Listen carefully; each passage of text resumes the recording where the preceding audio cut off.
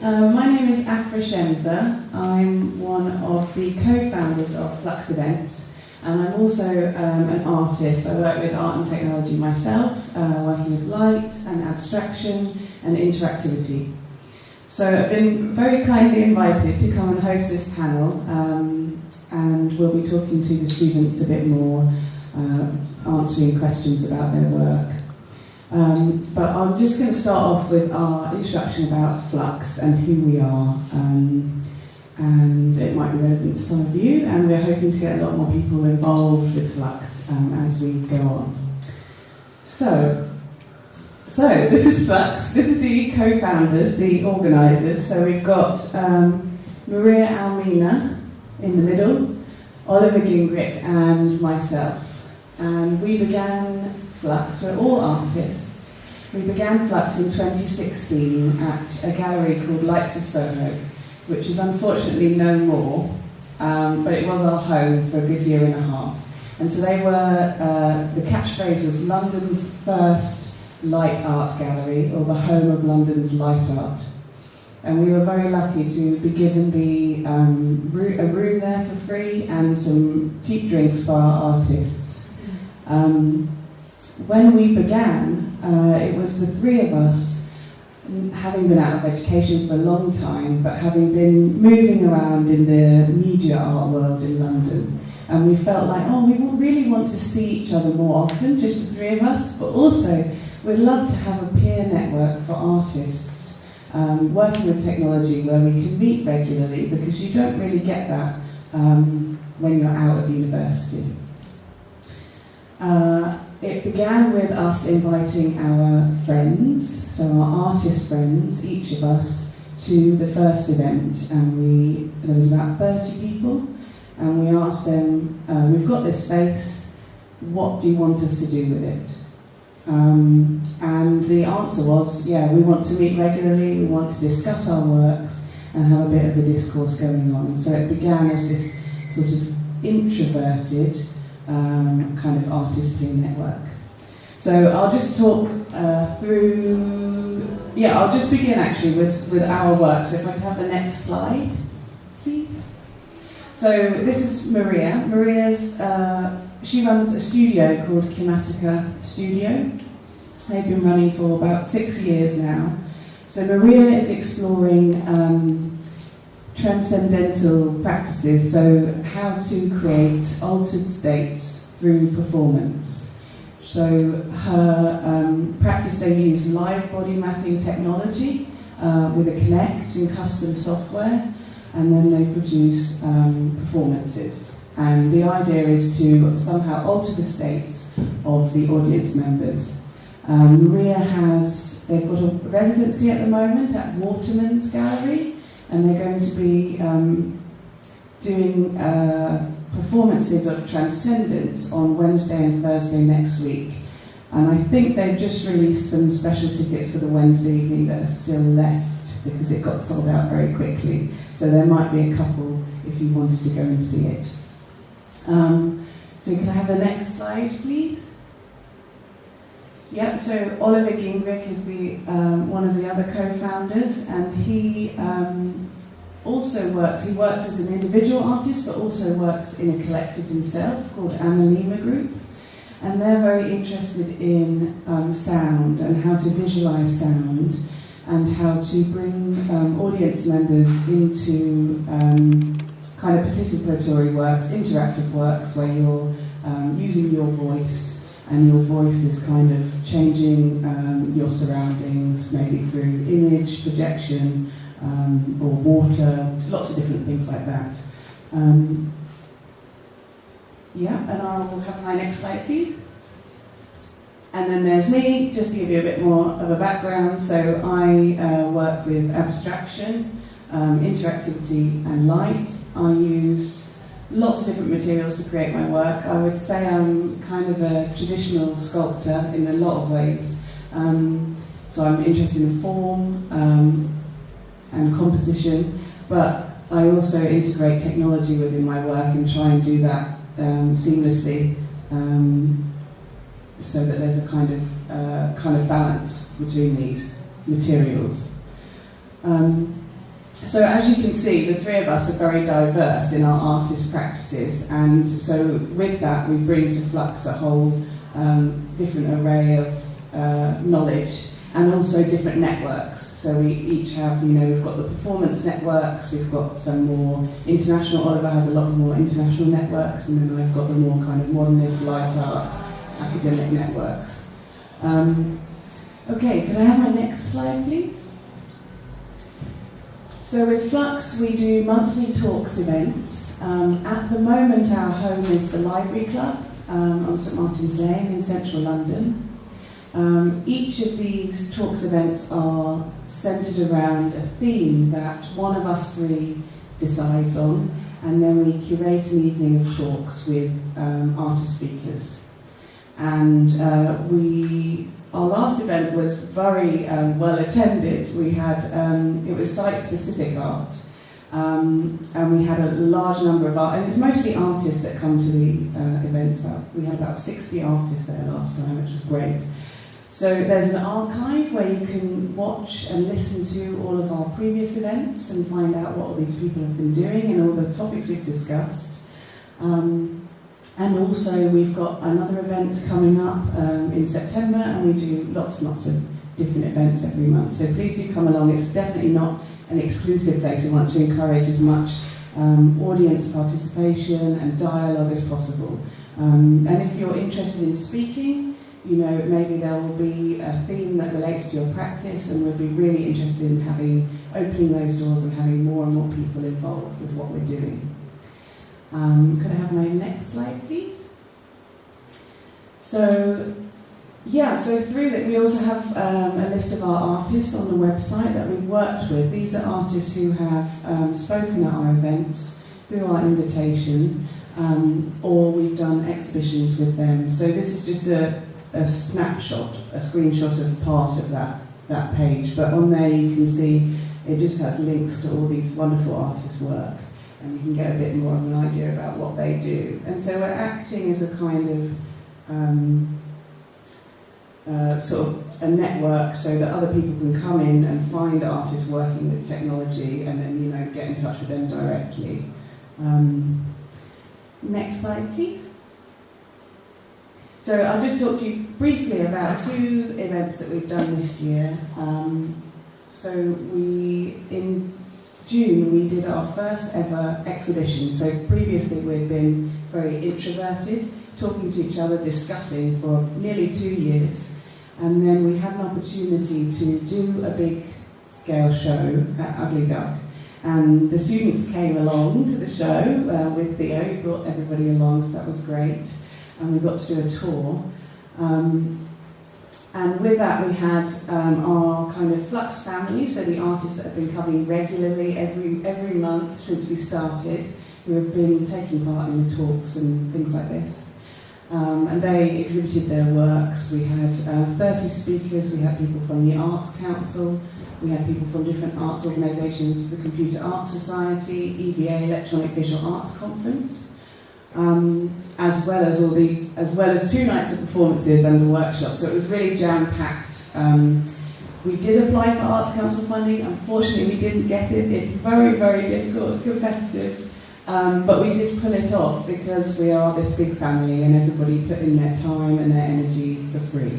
Any profits that we had, we split evenly between the artists as this, collective, because we're not out for, profit making at all. It's all about getting the sort of creative work out there. So that's kind of our ethos.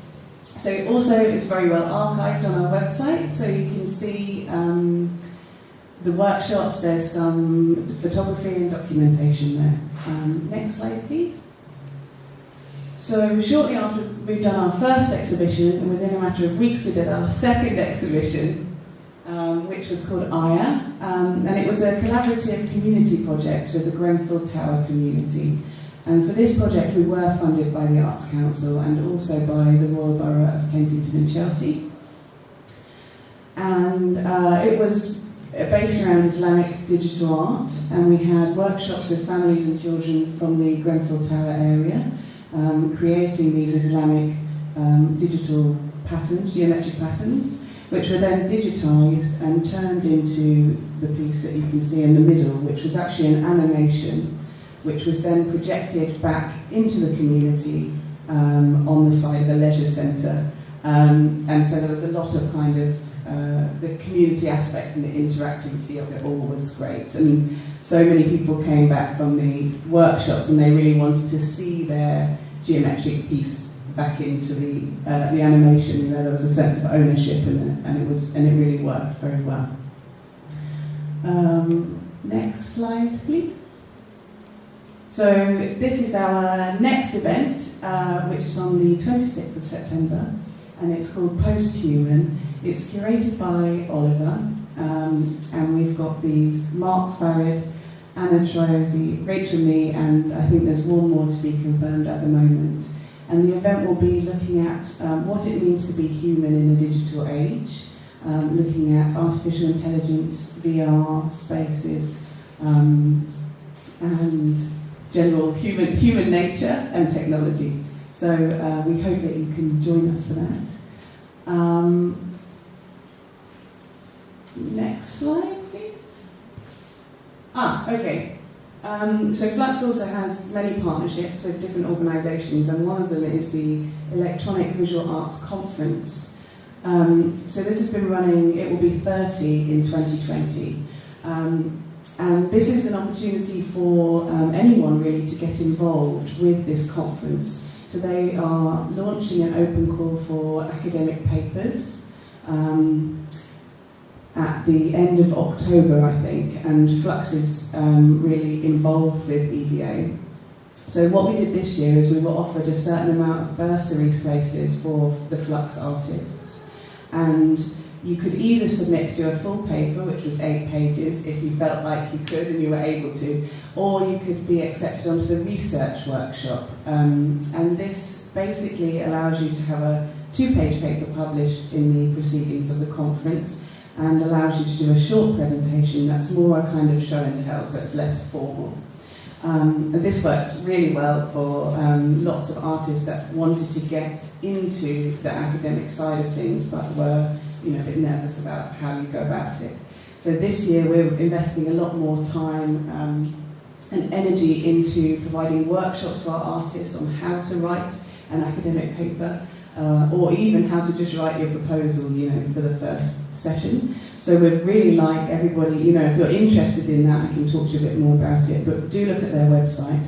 And we'll be obviously keeping everyone posted through our newsletter and everything about that. Next slide, please. Great, so that's all from me about Flux. So I'm now going to sit down. Then I'm going to have to pass this. We've got one microphone, so we'll be going backwards and forwards. So I'm very, very pleased to be here at Goldsmiths with the Mfa Computational Arts students, and I'm not going to introduce them, I'm going to actually ask them to introduce themselves. So we'll switch the slide every time someone finishes speaking. Yeah. So I'll introduce Eevie, Rutanen. Please tell us a bit about your work. Hello, I'm Eevie Rutanen, and my background is in graphic design and bioengineering, and I'm currently working with physical computing and interactive installations and sculpture, and I'm interested in materials and tactility and the space between the cute and the uncanny.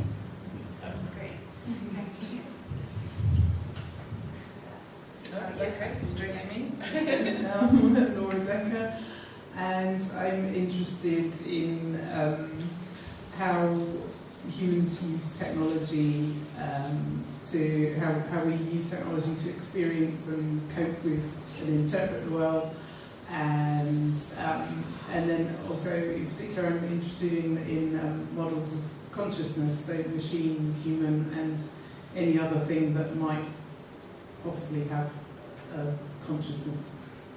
And I use lots of different technologies, so whatever it seems appropriate for expressing that, including physical stuff, machine learning, and so on.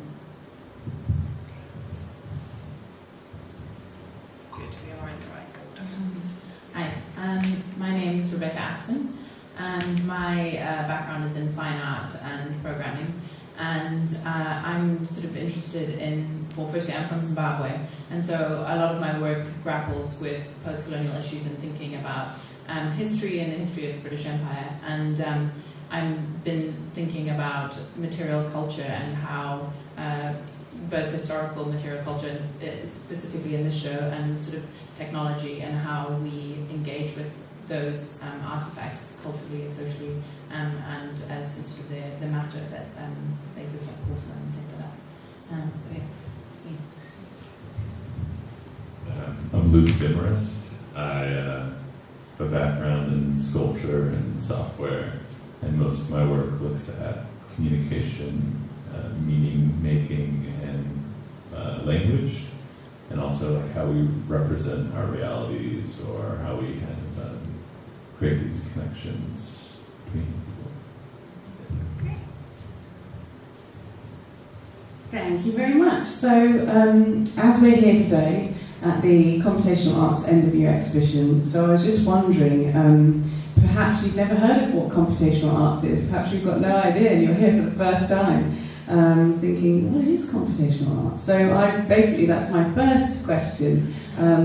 What is Computational Arts, or what is Computational Arts to you? How do you view it, and what does it mean to you? Do I ask?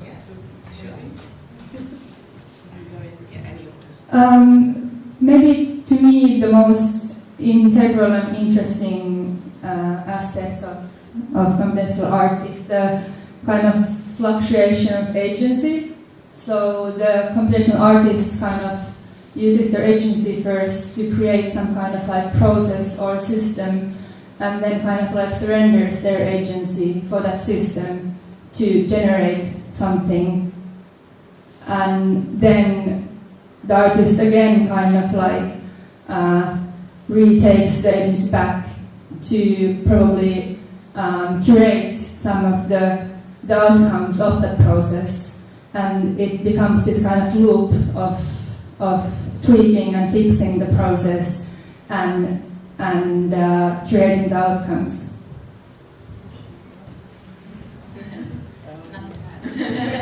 What's left? Well, I was thinking actually it's kind of interesting the difference between, say, digital art and computational art, and I think computation implies some transformation of data somehow, which isn't necessarily implied in just digital art. So for me, it's about the unique capabilities of computation to transform data from one thing to another, and all the implications of that, the ramifications of that, like synesthesia. That's what I find exciting.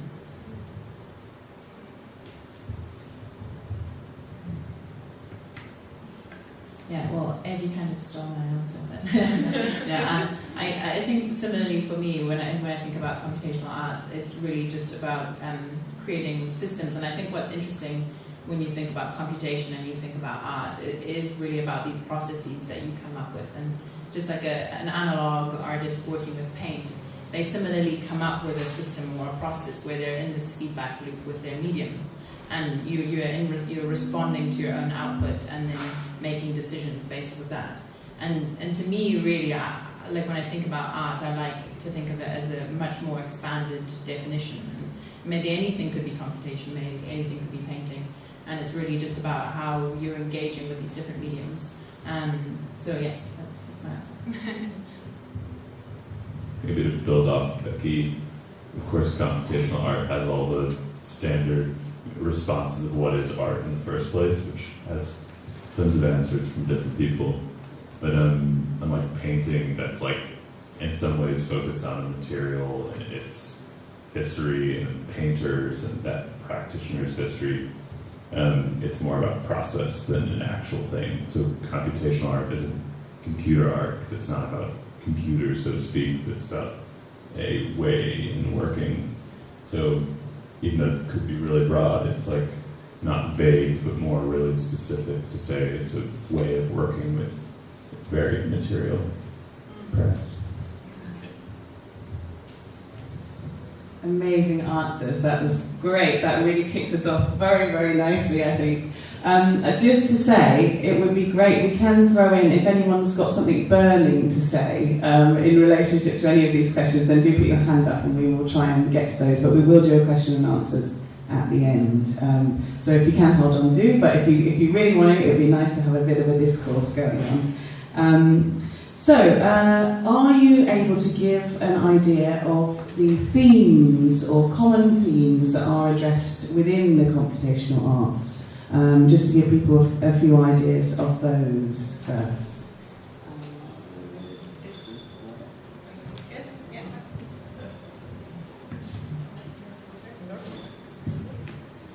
Kind of building on my previous answer, I would say probably the question of agency and who can claim agency to what, and do you have to be a human to have agency, and what is to be human in general.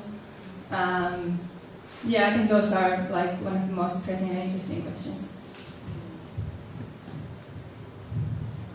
I used to think that the computation was just another medium for creating art, and recently it dawned on me that actually no, it is genuinely different, because the media that we use are the things that are actually transforming the world beyond art, everyday life, in utterly radical ways. And so it seems by nature the themes that a lot of computational artists use are actually about the media that we're using. So data and networks and so on are often the themes of it, and that might just be because they're relatively new things in the world, and they need to be tackled and thought about in a critical way.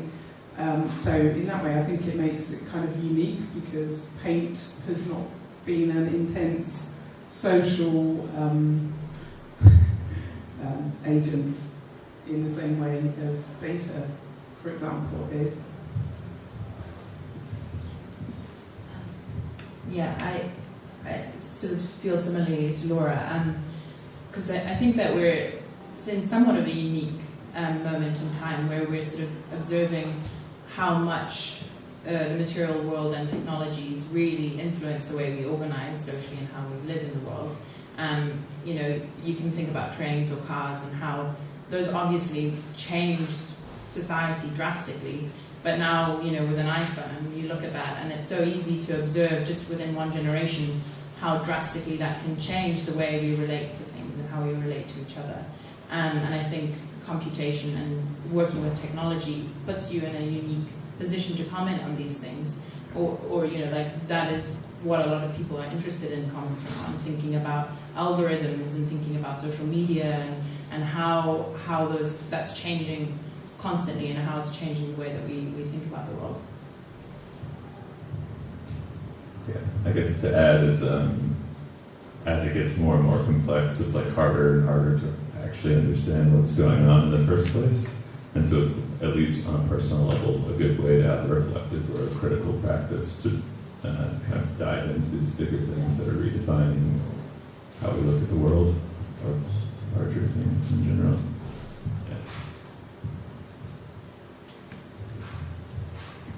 Yeah, absolutely. I think, super interesting, the point of agency and what it means to be human, and the idea of paint not having quite the same impact as data from Laura there. So I want to understand a little bit about each of yours process in creating your work. So how do you use technology, or how do you use computation to create in your practice? What's your process?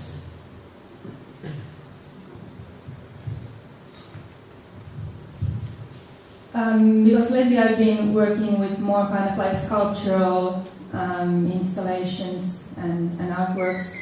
I think I usually start with some kind of like a mental image of a shape and a movement and material, and then kind of try to figure out ways how to to mesh that with computing to kind of like to create like a combination of these like physical things and the more ephemeral like computational aspects.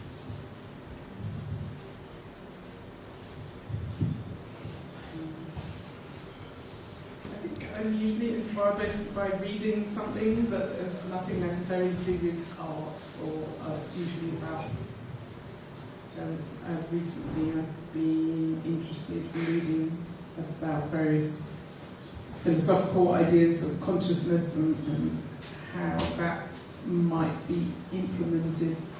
And so I was tempted to try to create my own implement my own simple level of consciousness, and then how does that become an art object? How does that become something that has any relevance in art?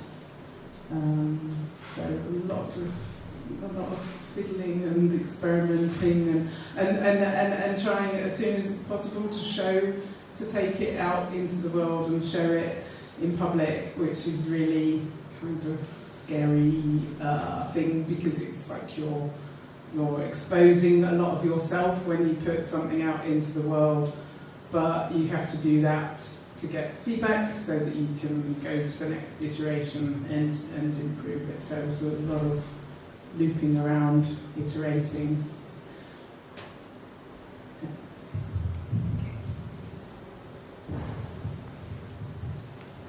For me, I think the thing that I like about having a computational practice is that it's always like a process of discovery or collaboration with the work that you're making. Often, I feel like I like making systems where then I'm then an observer in my own work, and it's like, oh, this random thing is happening, and that's beautiful, or that's strange, or that's there's new meaning that is coming out from this random sequencing of things. And so I feel like in the process of making something, I'm losing control, or I'm setting up a situation where I'm out of control, and then I'm working with a piece, and I'm discovering and I'm making discoveries, which is kind of different, I feel, than if you had just a drill and a piece of wood. Like there is still chance and randomness there, but you have more control in that situation. And for me, that's personally what I like in the process. Okay, start with a question or an idea first, and then eventually move on to the right medium that fits the concept. But it's matched with like just playing with a number of different technologies or mediums and seeing how they break or fall apart, and then going to those boundaries and kind of like picking at it and seeing, okay, why does it break this way, or why does it work this way, and somehow a connection will be made with a larger question I have that like fits as a metaphor in some ways. But I think it's ultimately, at least what I'm doing, always feels way more subconscious, and eventually kind of comes to the surface through experimentation. So it seems very much that it's the ideas, so everybody's sort of beginning with some ideas, and then they're going to their practical practice, their process, and they're starting to explore that with their technology or other materials, and then kind of, there's a interaction happening where it's sort of going backwards and forwards with the technology and the idea and what can grow out of that. So it's kind of like, it seems quite organic in the way in which you're talking about the way in which you are relating to technology or your process and your how that all comes to being. So I'm going to now ask some more specific questions to the artists about their works in the show. So I'm going to start with Eevie. So can you tell us, actually slides, could we go back? Oh, we're there. Good. One step ahead. So can you tell us, what is the grasper? Your work interweaves the notion of labour, gender and haptic memory with computational processes. They tend to be seen as ephemeral, disembodied and genderless. The duality is extremely fascinating, and I'm wondering if you can tell us a bit more about that. because to grasp means to hold something in your hands, but also to understand. So I was interested in that kind of like wisdom of the hand that I call here tactile knowledge, that is something you have to gain by experience, by touching, and it's stored in the haptic memory. And what's really interesting to me about that kind of knowledge, that traditionally a lot of the work that women do in their homes or in their work, like household work or crafts or factory work with textiles or electronics, requires that kind of knowledge, and that this tactile knowledge is really different from the kind of like scientific knowledge, which traditionally is more kind of like male and intellectual and requires like intellectual and mental labor, but this tactile knowledge is more, like how I see it, female and based on manual labor. And I wanted to create this kind of like absurd machine that learns the boundaries between these like three types of knowledge and three types of labor, the manual labor, the mental labor, and also automated labor. And as you said, like this kind of like computation and automation is seen like more genderless. So I wanted to mesh these like male, female, genderless types together. Great, thank you.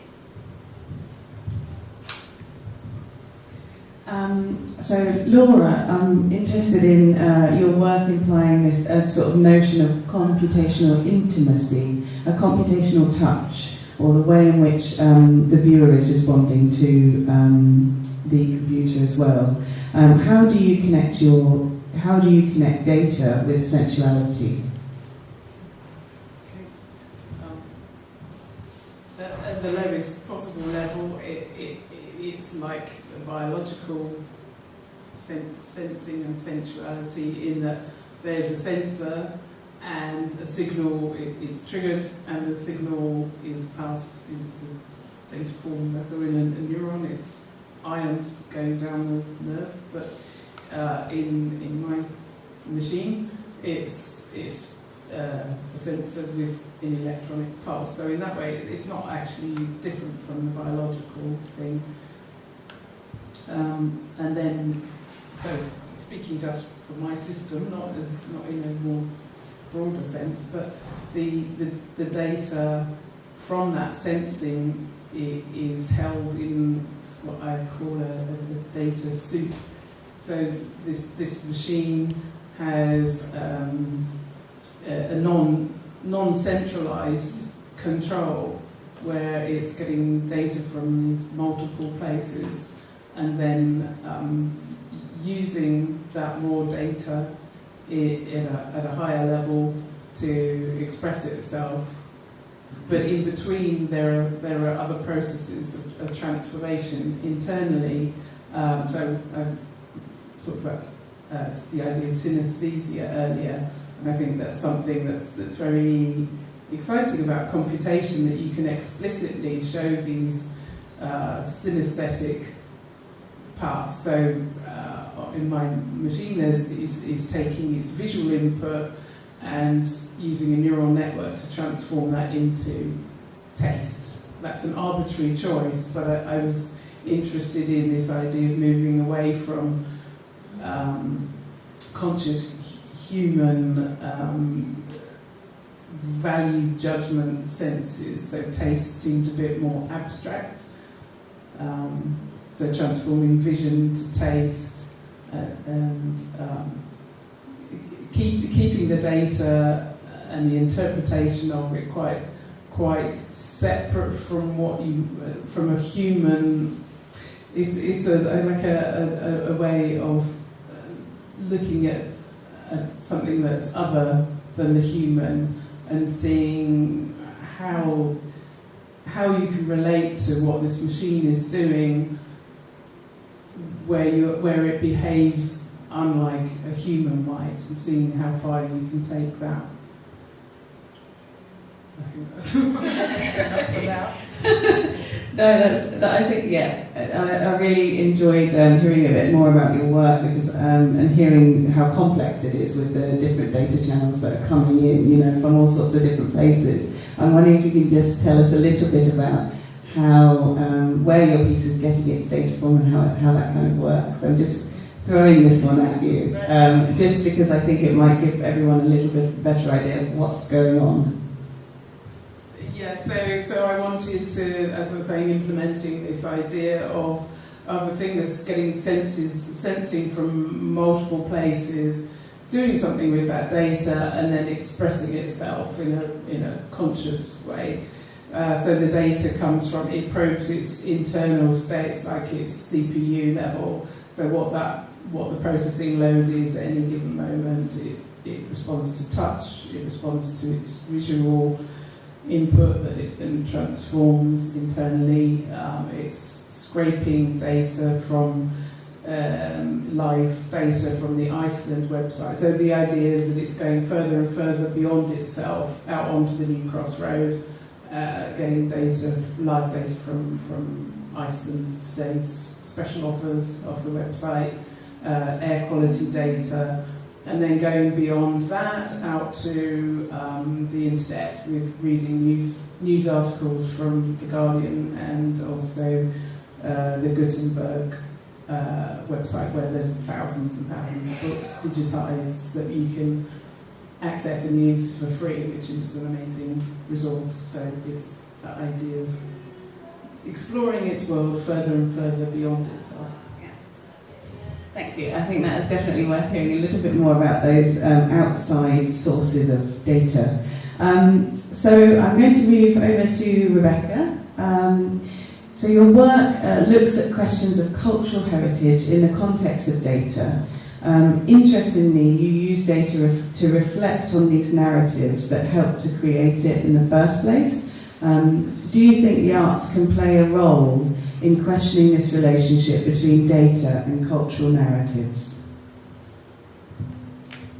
Thank you. Yeah, so I think what I was trying to do in this piece is just sort of think, can we use narrative and history and opinion as a data set, or can we treat it as data in some ways? And to sort of not think about it in such sentimental ways, or sort of flatten it out a little bit. And what I was trying to do is sort of, by using my own personal stories and then also scraping the internet for history around porcelain and the willow pattern china, to sort of all present it in sort of randomized sequences, and so that as the viewer is listening to it and looking at it, you're getting them out of order as you do with bits of history in the world, and so you're sort of getting a jumbled up view of it as you do when you're going through life, and you see a plate on the table and you sort of have a certain association to it, and then you hear about something else later, and you craft these different narratives in strange ways. And so I guess the answer to the question about if the arts can play a role, I think what I like about this approach is just like the idea of being more poetic about it, and being nonsensical about these things a little bit, and not being so serious about data or the idea of data, and like thinking how can you bring an artistic or poetic view to some of these things. But to talk a little bit about the subject itself, I was hoping to take this artifact, this object that is quite, people have a lot of sentimental value attached to it, and sort of delve into the history of it and to problematize it a little bit, and to think, because it's got a very long history from the 1600s and was traded by the Dutch East India Company as currency, and it's just a very wide web of information, and to sort of then use to create a tool that I could then start learning about it with this tool, and to sort of see, once I just scrape this whole article, what comes up if I look for these specific tags, and what bits of information, what people think about this thing, what people feel about it, and yeah, so just kind of like a more experimental, speculative approach to history, data, opinion, thoughts, feelings, it's still first iteration. I think a lot of work to be done still. Great. I'm actually just realising as we're talking that we should also be telling everybody what the works are. So with the final speaker, I'll just ask him to do that first. We've just got onto that with the fourth speaker. So could you just tell us a little bit what is your work, and then I'll launch in with a bit more difficult question because So my piece pictured behind us is a part sculpture that's partially 3D printed parts, glass, but ultimately lights. And it's kind of trying to teeter on this edge of something that's like real simplistic, familiar materials, but hidden complexity beneath the surface, so to speak. So even though those are lights, and you might see subtle flickering when you hold a sensor to them with connected headphones, you're able to kind of see that what's actually being transmitted through the light is different types of audio, whether it be tones or human voice. And each part highlights a different, we'll say, section in a larger system that allows us to communicate kind of, I'll say, like a metaphor for the internet or something like that. So as you successively move down this stack, you go from the elemental level of drilling and mining, our most basic elements, all the way up to the human and, we'll say, non-human users of this larger system. That's, I guess, the piece. Yeah. That's great. So my question for you is that your work renders invisible data accessible to audiences. So do you think there's a responsibility of artists to invite their audience to reflect on the world around them? I guess I think in some ways, maybe not the purpose of art, but one thing I enjoy with these practices is just to ask questions and to just plant little ideas in people's heads and have them chew on them, and less give people answers, but more just like, hey, think about this thing, or think about this thing. Because I think that probably there's less reflection and critical thought going on than probably should be going on, perhaps. And so I think, yes, probably that's the role of artists, but also probably anyone in general, whatever you do. And part of this was kind of to highlight all of the things that are out of sight when you're interacting, maybe with technology specifically. Because a lot of what we look at is, we'll say, we have these like final products that we carry around with us, but a lot of times they're kind of taken away from their history, whether just from the materials, but also the people who make them and how they're made, and what other types of things are generated as they're used. I think the further you get detached from an object's history or people's history, you can go into kind of weird realities. Yeah. Does anyone else want to respond to that question? So the question was, do you think it's an artist's responsibility to invite their audiences to reflect on the world around them? Does anyone else want to pick it up? Yeah, I mean, it's always hard to kind of say what, everyone should do this or everyone should do that. But I mean, I think it's a nice working within the arts, and it is a nice area to be in because no one's really expecting you to do anything very specific, and therefore, like, I think I once had a professor who said art is anything that doesn't belong anywhere else, which I really liked. It's just kind of like, if you feel like you want to comment on this thing, or you want to get people to do this thing, or you see some very particular thing that you feel like people should think about, you're able to do that, and it can be as nonsensical and strange as you think it should. And so, whether there's a responsibility or not, I mean, I think, like Luke was saying, I think just in general, the vibe of the moment is that like things are not going very well, and that we all need to kind of like rethink the way that we're existing on this planet. And so in general, maybe it's just everybody's responsibility. Yeah, and I think if you're like optimist, pessimist, dystopian, utopian aside, maybe the better question is like, are you hopeful for something different? And ultimately you create the next step, whatever that is. It's just having like maybe a deeper look at what's going on and then moving from there. Yeah. So talking about being optimistic or hopeful, or wanting to try and sort of figure out how we exist in this world. I'm interested in Eevie and Laura, that your works, they're talking about there's a connection between work, dexterity and intimacy. So what does blurring the boundaries between machine data and the human mean in practice for you, and how does it reflect in your work? I think because my background is in biotechnology and bioengineering, I've been always interested, also before that even, interested in kind of like bodies and living things, and like from the like strictly biological perspective, but lately more and more also from kind of like feminist technoscience perspective. And what's really interesting to me about these computational entities is that they might seem that they're alive, but they don't have like a living body as like real organisms do.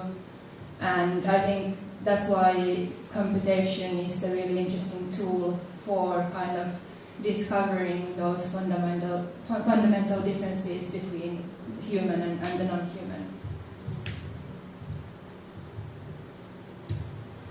I find it kind of interesting that the use of the word blurring the boundaries, because it implies that there was or a boundary to be blurred, and the way I see it is that actually there isn't particularly, and that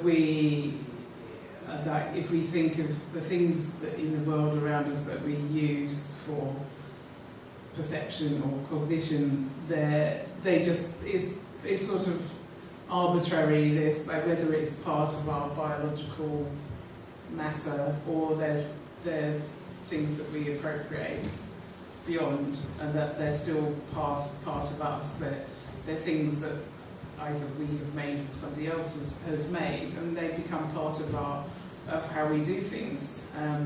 So that's, and there's this usual idea that your online self and your biological self are totally different or in opposition or something. But I see the use of technology in these ways, so to define your identity, the clothes we wear, they're tools that we use to define our identity.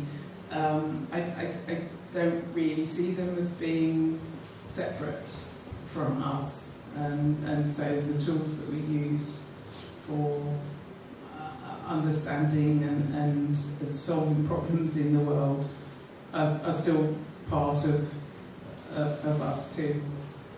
So this is like the theory behind being the sort of the idea of the extended self, the extended mind.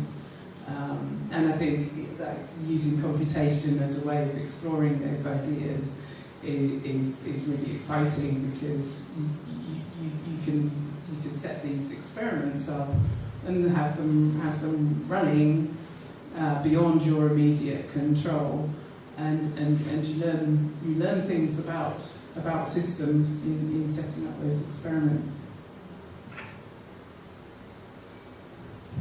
Great, thank you. You don't? No, I thought Luke wanted to jump in.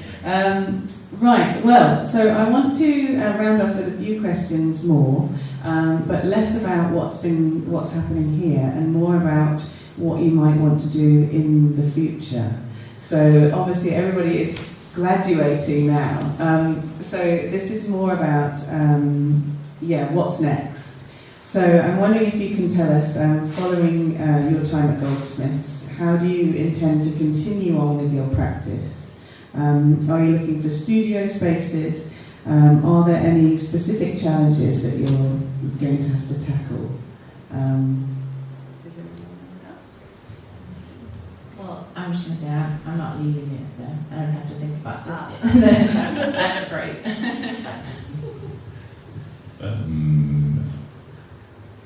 Yeah, I guess I found out this week that I got the V&A residency through Goldsmiths, so it'll be a fun first project to work on out of the program, and kind of looking to continue some of the work we've done here, but in a broader scope.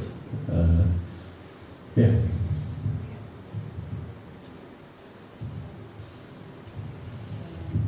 Yeah, so I'm also doing the V&A residency, which is really, really exciting, because I was thinking, I don't feel like cut adrift because I have a few things coming up, but it's actually quite nice to be anchored somewhere in two different amazing institutions, like the Goldsmiths and V&A. It's really, really great. I think. Yeah, but I want to do something really. A big collaborative thing. That's what I would like to do next. To go beyond what I'm capable of doing on my own. I'm the same as Becky, so I'm still staying here for a second year doing the MFA.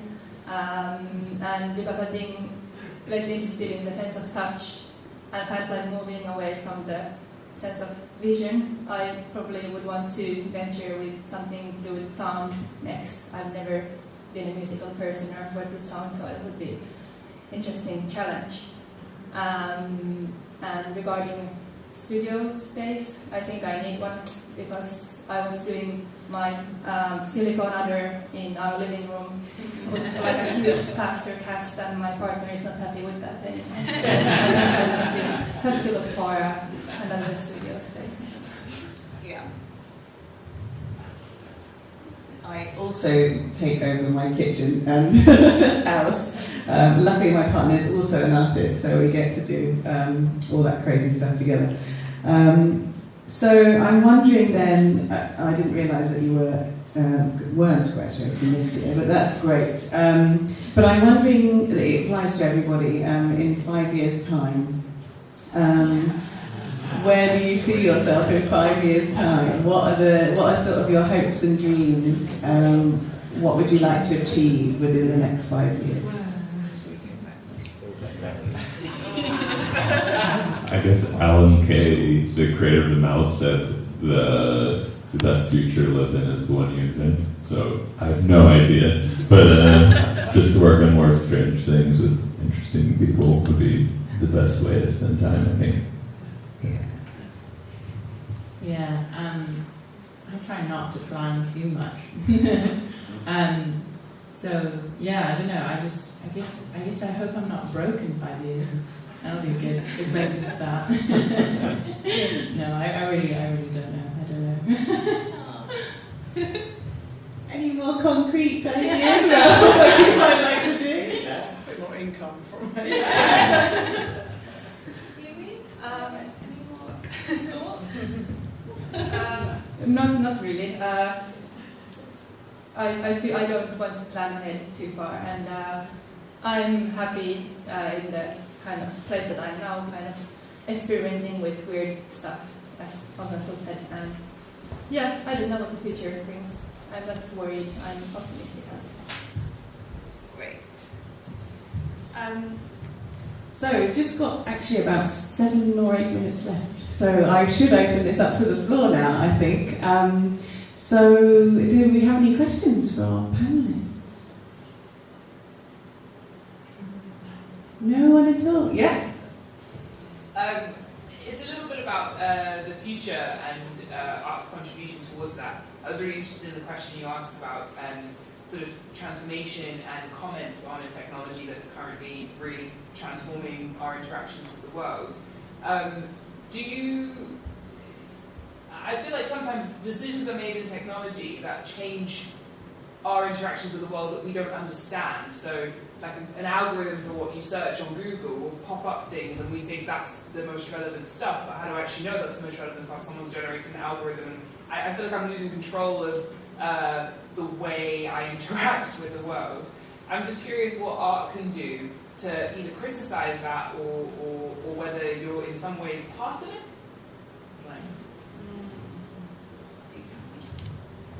I almost feel like Tim should answer this question. Like, come up here, Tim. Really though, come. Did you want to answer that question? Yeah, come up. Okay, well, so just because Tim does a lot of work around this, and I feel like he's somebody who is really well equipped to answer that. You dodged that one really well. I'm Tim, graduated this year. Sorry, Luke.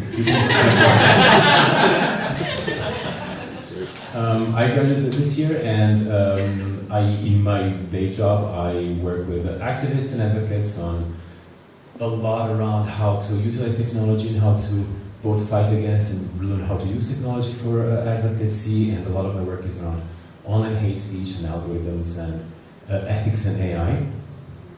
And this is a massive question, and I think what art can do here is help people think through, or give them empathy to think about behavior change in a way, to make a connection between that abyss of knowledge that we have between what technology does and what we think it does, in a way to help us stop for a second and reflect on certain things, not necessarily know or actually impart knowledge to us, because that is impossible for an artistic installation, but to give us some sort of empathetic instruments to reflect on what is happening, or just understand that something is happening we might not know that it's happening.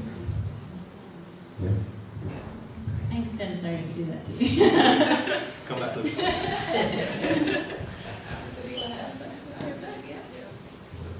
I think sometimes it can be just as simple as drawing attention to something. So you may not be trying to present an answer, but just drawing attention to it and maybe opening up some chinks for analytical reflection on it, yeah.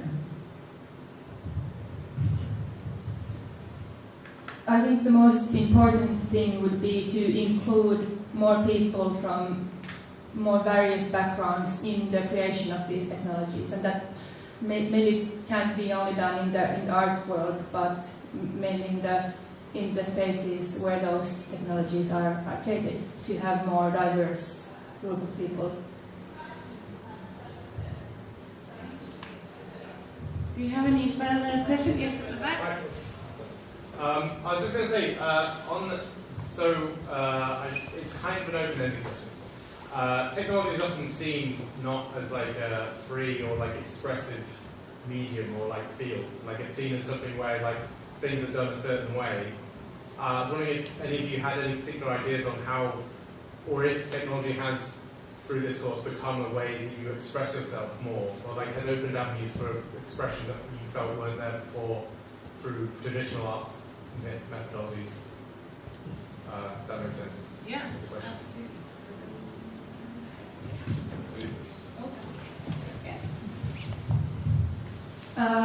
Like kind of what I was saying earlier about the question of agency. So I think it has really opened up new doors in relation to kind of creativity, to kind of give up on your own agency and let another process kind of take on, and as also what Becky said, to kind of like play with that backwards and forwards with this system. To kind of like come up with something that you didn't expect at all.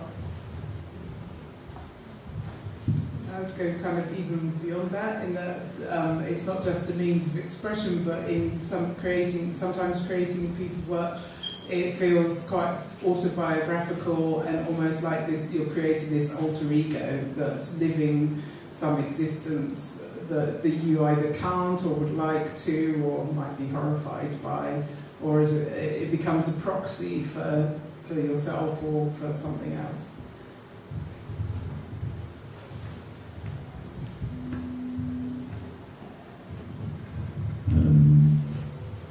So I worked as a programmer completely as like a business, like put your head down and code type of thing, but then also as an artist, which is way more, like go your own path.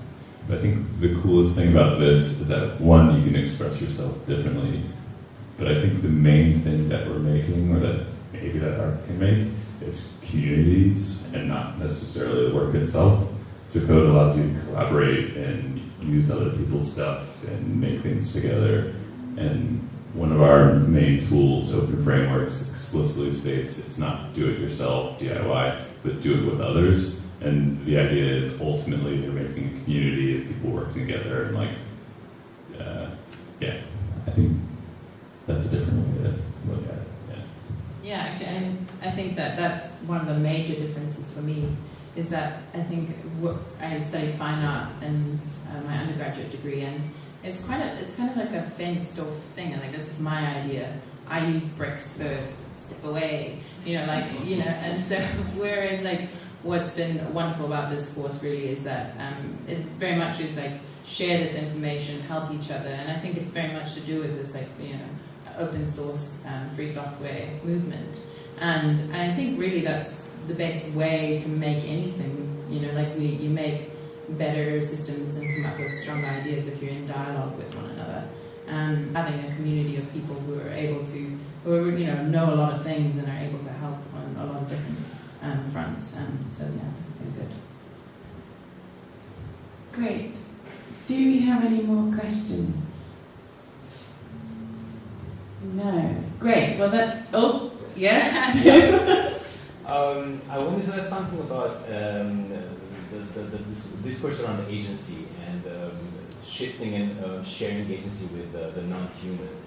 And the thing that always sort of was on my mind is that most of my delight in transferring agency was caused by ignorance.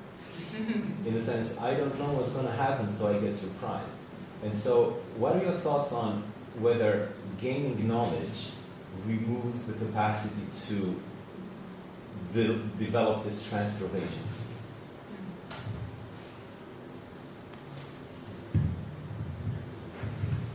Well, I think more complicated these systems become, the more impossible it is for human brain to comprehend it thoroughly. I think people can't usually understand the functioning of these complicated algorithms and machines completely. So that's why there are still bugs in even the biggest systems, because we don't understand how they work.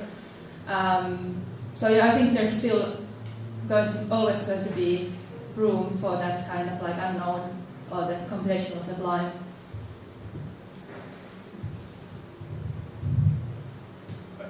And also that the outcomes of that are opportunities for thinking differently about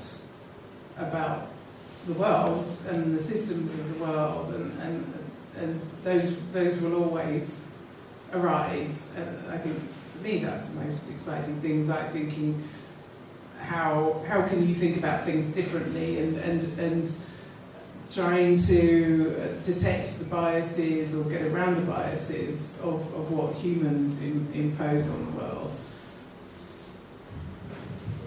and what the creative possibilities are of when you step away from acting as a normal human and try to be in another machine's shoes.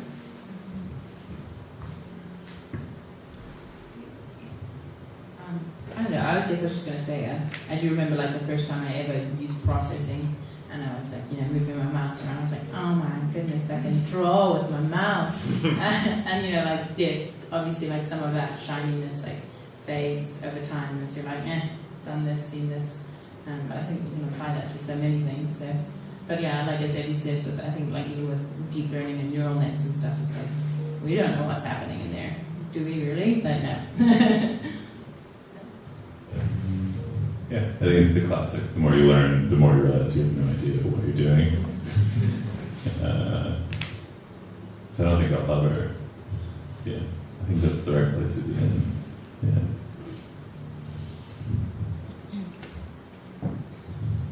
Great. So if we don't have any further questions, no? then I would like to say thank you very much all for coming, and thank you to all the students for your fantastic work and your talk about your work. I think this idea of using technology or using computational devices as an extension of our humanity was very interesting. You have this idea of collaboration and open source, which is definitely, I think, the future. There's so many artists that are collaborating with people, and in design, technology and architecture, you see this cross-transdisciplinary nature which is helping to build, hopefully, some very optimistic ways in which we can begin to live our lives in the future, near future, hopefully. And yeah, please join us for the next Flux event on the 26th of September, which is about post-human. And thank you very much. Great.